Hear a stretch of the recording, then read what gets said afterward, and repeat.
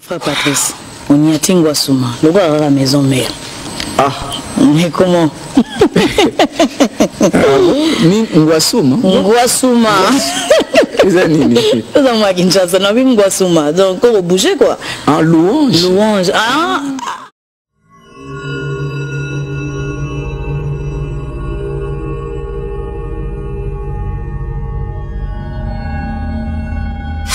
Papa ki mitolo ebako yemba obongi na nkembo. Et maintenant, suivez-moi dans www.bomokoyamboka.com. Nkolo apambola bi.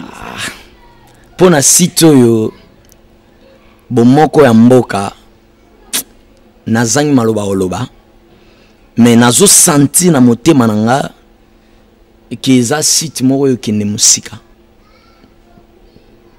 ya on a pamboli visionnaire nango pe na pamboli ba collaborateur nyonso nzamba pesa bino ba makoki place bozai ko suka nzamba mema bino likolo nzamba mema bino vraiment likolo nzamba baksela bino ya mingi ngalo kwa prophète na pamboli. Je l'ai annoncé au début de cette émission que nous allons recevoir dans l'espace Temps des leaders de ce dimanche 11 septembre l'artiste musicien Frère Patrice Ngoyi Mosoko.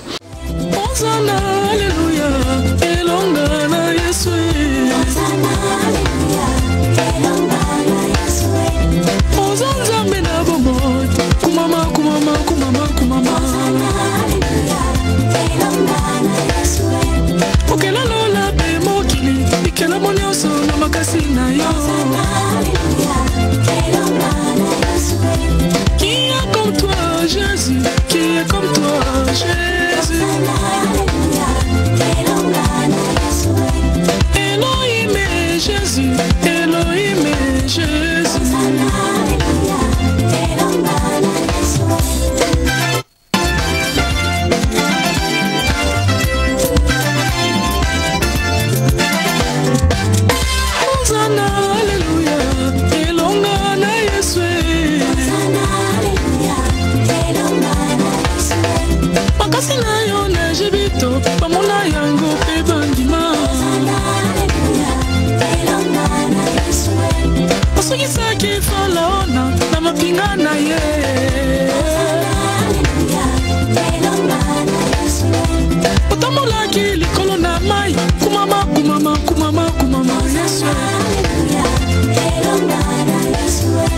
Qui est comme toi Jésus?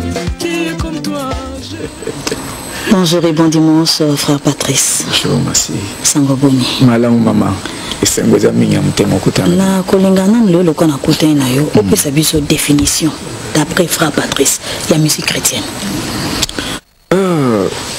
D'abord na pesimbo te na balandi nyonso ba moningai merci tsama pambola bino bisika bozali pona kolanda biso définition ya musique chrétienne eza facile quand ndengo yoki musique na Christ eza lokola bakolo ba musique congolaise musique chrétienne eza musique elobelaka Yesu eza différent na ekeseni na musique religieuse. Musique religieuse ou en religion pour na philosophie il y a leader il y a confession nabino on est à musique il y a religion donc musique chrétienne qu'on a Christ Christ voilà moi bilenge baya wa to mona adorons l'Éternel batona bato bazimso ba louange et le beau style yo umena kata musique chrétienne style le bato ko retrouver ya après ces styles ni obetaka. Oui ngai nazako d'abord nazali bato soki na sala musique gospel na yango ezana louange ezana kati ezana adoration ezana kati ezako dépendre na likambo nzambe message onzamba lingi à transmettre na peuple na ye.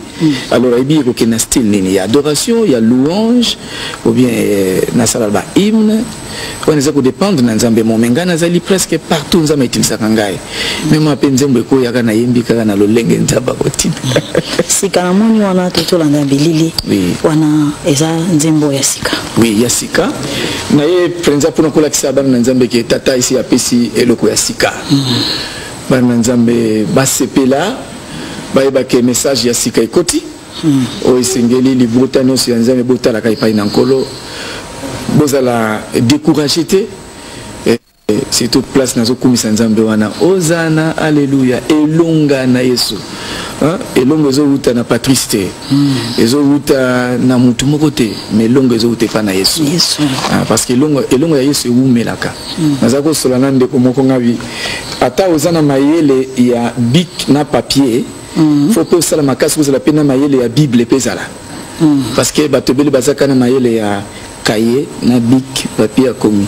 Le Canada boni boni boye ba en avance déjà nous avons composé nzembo boye que ekozwa succès toté koloba koyeba c'est bien mais nazalaka déjà sûr na mokonzo na tambola na ye que yesu ka lobi sala boye déjà ici elonga déjà ezanango déjà parce que moto tambola na nzambe il faut ba que elonga ezali le tokolo mettre Congo soto za na nzambe elonga ekozala kaka na Congo ekozala donc moto sala musala na nzambe RTNC basala musala na nzambe bakolonga ata bayini bayena ngo le ko place mon na yembi na lobi ke osuki saki pharaon na mapinga na yeno se bakoyi na mai tamba zo kota na mai ba bete ke nzela wana za pona bangote nzela wana zeka pona ban Israël mais bango ba yiko kota susu eza lokola nzela boza soki eza ya yo mutu so akota te soki te mona ndenga ko zinda na mai nzela ya Congo eza ya Congo nzela ya Patrice eza ya Patrice ya mona nzambe eza ya mona na nzambe donc na yeba déjà ke nzela so eza ya ngai nzama tindinga boy succès ko zala makasi parce que succès d'abord eza ya nzambe ye succès pambate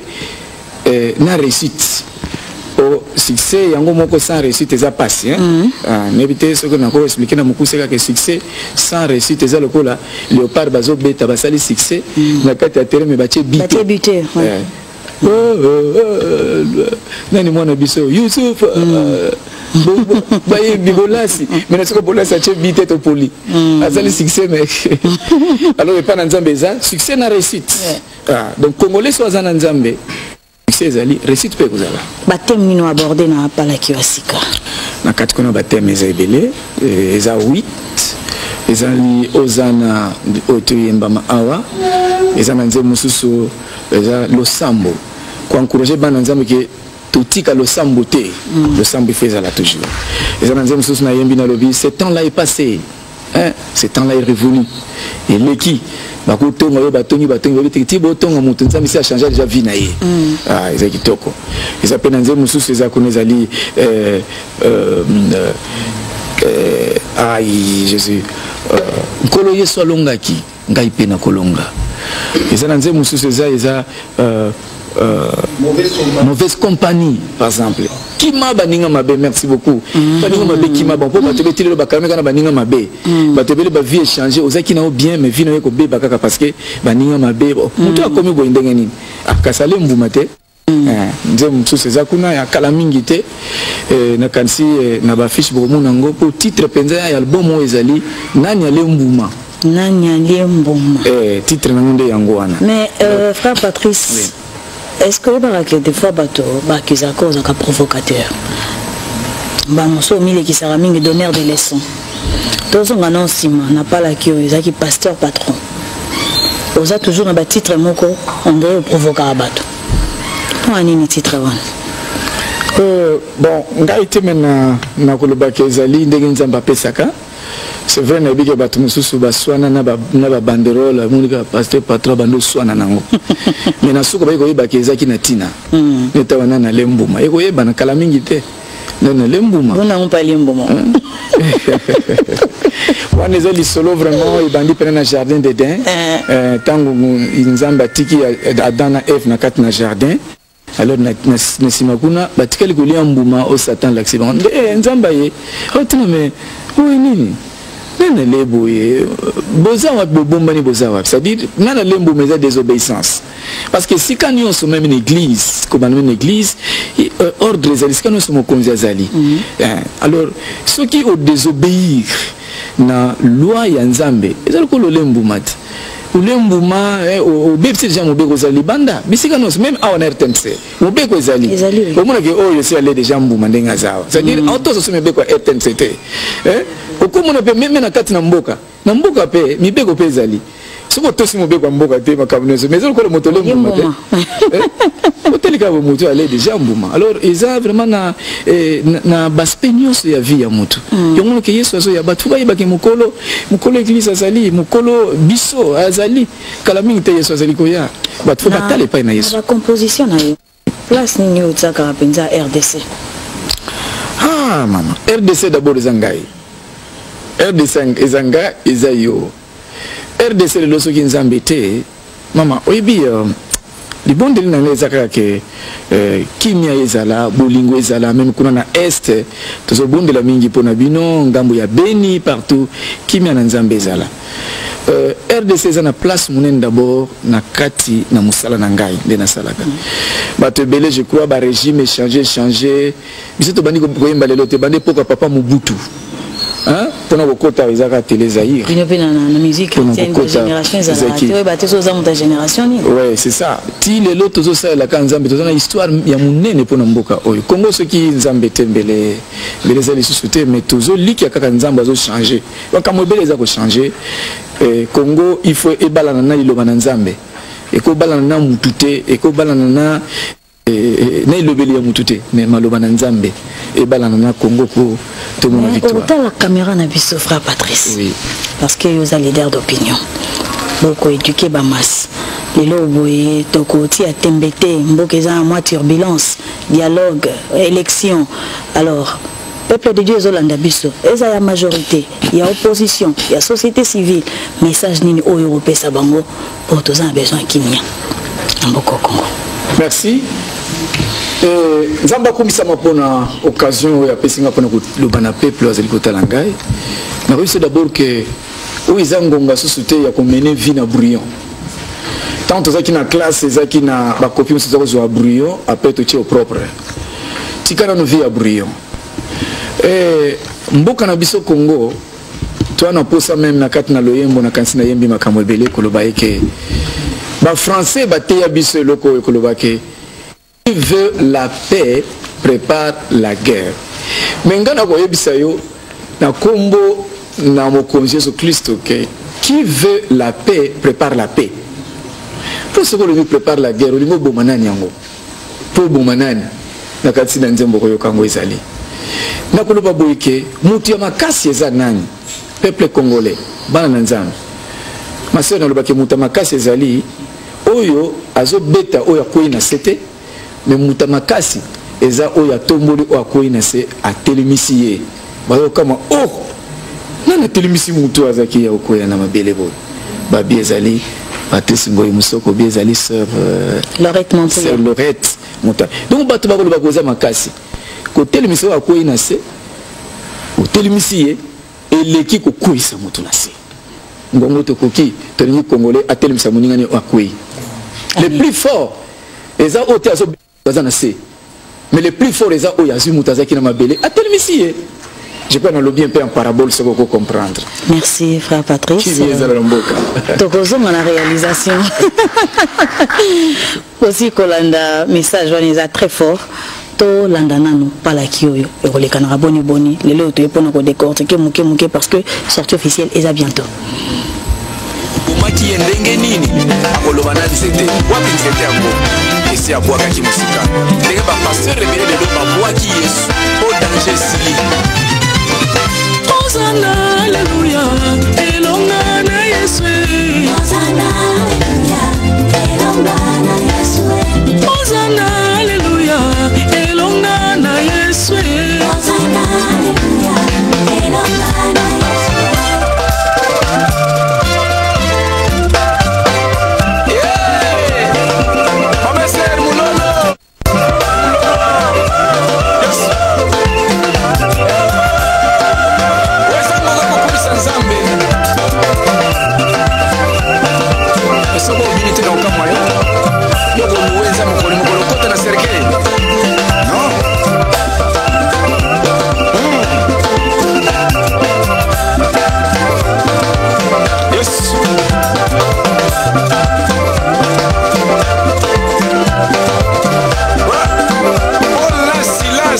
basalaki erreur ya kokanga bango basinga kaka na maboko na makolo me monoko ezalaki ya kofungwama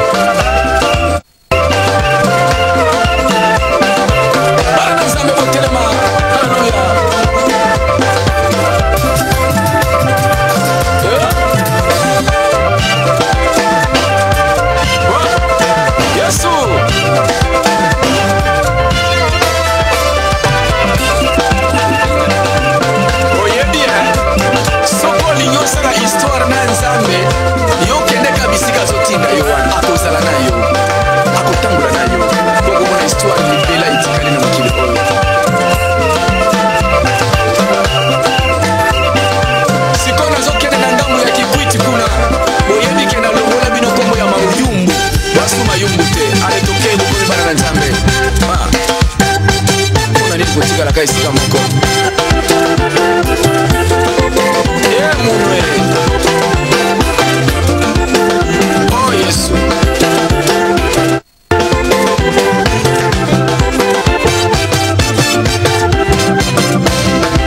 kana betu mekwisa awa na eglise yesu kebingange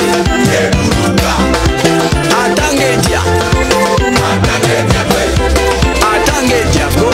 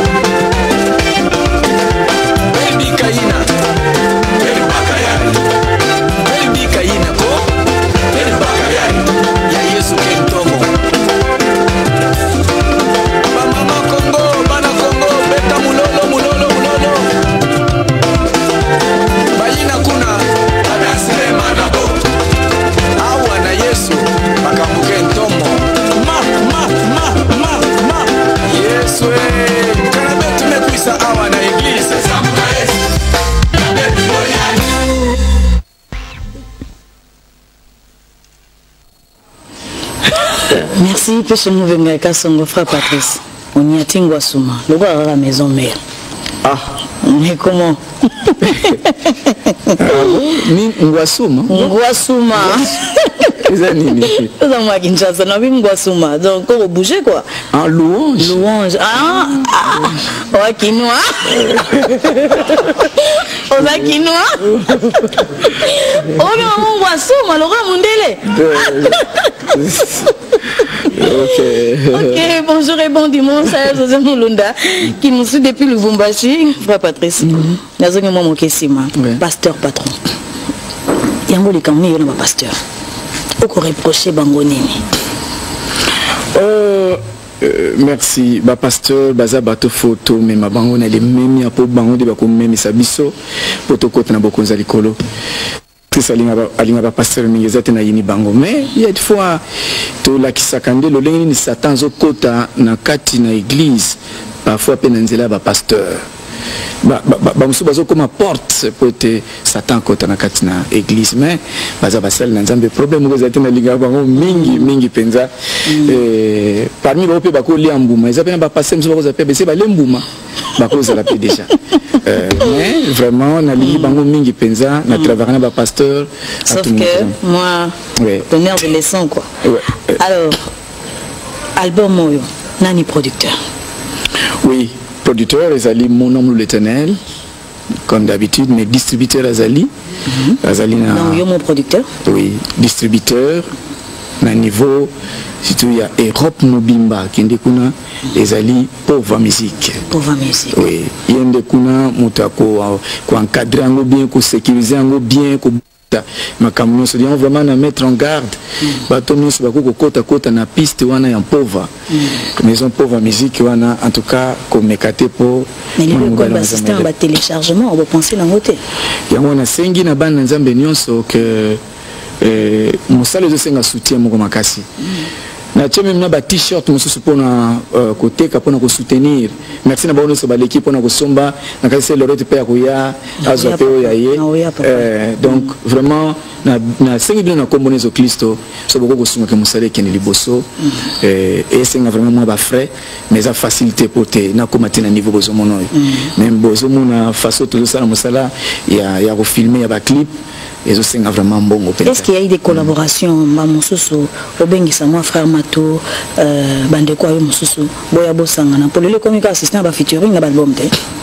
Ah bon, Ngai na bandina no featuring té. Parfois il y a ce qui va permettre, mais jusqu'à là permettre un anté. Nous avons un poste na koyoka na mongongo ya serviteur na ekaka. Qui comme nous comme place mo bona na yemba nzemba basengi na sengi na yemba na sel lorette zote sel lorette comme na yena poto déjà ngongo lesiko na komo bambango na bato misusu et musu pesa kama passi mais ba o déjà ba sel musala na ba featuring vraiment comme ça vision nzamba pesi bango courage bokende minga vraiment na bandia on amté sortie officielle album bato nyonso to peuple de Dieu ba kolanda biso basé dans mon camp. Oui, nous c'est vraiment bien ce qu'on a canté avant fin du mois déjà. Dès nous avons une conférence de presse. C'est Lorette Pefaz à la Wana. Merci. Pour nous cette l'émission nous avons il est vraiment aux Alapewana. Donc avant fin du mois, banazam il faut pas musique pour pas côté nango tina 2017. Na canté au comme même 2017. Ce qui nous ambalingi. Amen. Akolinga déjà. Amen. Merci. Donc banazam c'est prenango d'ici avant fin du mois ils obima déjà. OK, nous allons retourner de la réalisation cette fois-ci pour prendre un élément de 2 ou 3 minutes et nous allons nous retrouver tout de suite après. Il ne faut pas suivre les gens tout le temps, même s'ils sont nombreux, ils n'ont pas la parole de Dieu.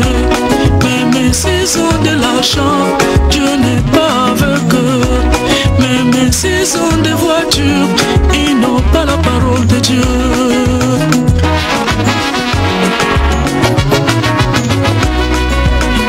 Faut pas suivre les gens tout le temps. Ah, faute de temps, Bandeko Batali, Nabanza, Tokomo Chuteboy. Frère Patrice, il est basouka pour une émission à l'élo Boezanini. Il est basouka d'abord pour pesa bananzameni so merci ou basoutina kinga na ba prière. Et surtout bon même bazo équipé album même l'équipe on a surtout na o nebi qui na passé batamoko les équipes natina ya musala oyenzama pambola bino mingi kobanda na mwasi na ngai na bana na ngai nyonso maman Esther et vraiment soutenir kinga mingi ba musicien nyonso équipe mon homme l'Éternel orchestre et église mobile mon homme l'Éternel à tout moment bazali ko soutenir merci na bandeko nyonso ba frère tout le monde nebi ke na banotanga ba comme na bino na ba mission mingi zakia nzamba pambola bino mingi na bosente papa Matondo Kingolo, Zamba Pambolo Mingi, Papa Mpeya, Binonyoso, Bisika Bozali vraiment na me réserver kutanga ba kombo po ba musika kolobake otangi bangote mais bozana ngana ba prière nazo kansaka bino tangonyonso numéro de téléphone nanga ezali boyebi yango nazo zela ba appel na bino et na profiter koloba boye na sengi vraiment na bana nzambe nyonso ezala ndeko moko azoki ngana mutuka na ye parce que chauffeur nanga yaki no kité mais ake na ba téléphone vraiment ba numéro nanga nyonso eza kuna na kati so ko yabozo nselanga na lobate ko yibaki na osepela mingi vraiment on a combien de problèmes kasi na perdre ba numéro. OK, merci frère Patrice. Totondi botondi aussi ko ya na invitation na bisa dimanche à lelo na banza tokokutana parce que très prochainement le Biaboy album est déjà sur le marché car na Sanzo Boy. Mesdames, messieurs, merci, nous sommes arrivés à la fin de cette émission. Un grand merci à l'équipe technique Peshomo Benga Kasongo, Ibrahim Tsakala, Rémi Kalemba. Nous nous retrouvons. Vous allez retrouver Mamie il est là et Yafa les dimanches prochains dans les contes et Caribou Variété. Au revoir. Frère Patrice, on y a Tingwa Souma, le gars à la maison mère. Ah, mais comment? Ni Ngwasuma. Ngwasuma. C'est nini? C'est moi qui Kinshasa, na bi Ngwasuma. Donc on bouger quoi? En louange. Louange. Ah.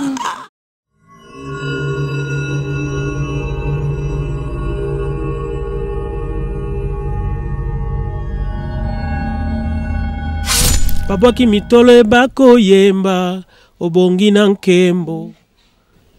Et maintenant, suivez-moi dans www.bomokoyamboka.com. Nkolo apambola bi. Pona site yo bomoko ya mboka nazangi maloba oloba mais nazo senti na motema nanga eza site moko yo kende musika. Ya on a pamboli visionnaire nango pe na pamboli ba collaborateur nyonso. nzamba pesa bino ba makoki place bozali ko suka nzamba mema bino likolo nzamba mema bino vraiment likolo nzamba baksela bino ya mingi ngalo kwa prophète na pamboli